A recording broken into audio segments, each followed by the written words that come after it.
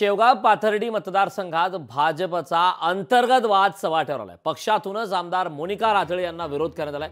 अरुण मुंडे आणि गोकुळ दौंड उमेदवारीसाठी इच्छुक आहेत। पाथर्डी शेवगाव मतदारसंघात भाजप अंतर्गत राजकारण तापण्याची चिन्ह आहेत। 2 तालुक्यात आम्ही पार्टीचं काम करतोय, सारखंच काम करतोय। त्या ठिकाणी पार्टीने दोघांचा कोणाचा तरी विचार करा। अरुण भाऊचा केला तर काय हरकत नाही, आम्ही पार्टी सोबतच आहे, अरुण भाऊच्या पुढे जाऊ। आणि माझा पार्टीने विचार केला तरी अरुण भाऊ आमच्या सोबत।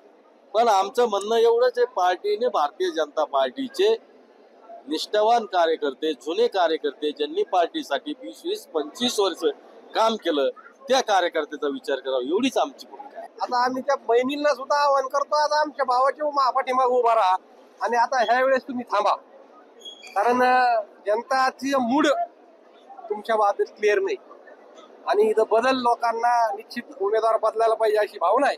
आणि हे पार्टीपर्यंत लोकांचा आवाज जाण्यासाठी हा खरा निर्धार मेळावा होता, पण या निर्धार मेळाव्यातून आक्रोश मेळावा तयार झाला, म्हणजे एवढ्या लोकांमध्ये भावना कुटकुट भरलेल्या आहेत।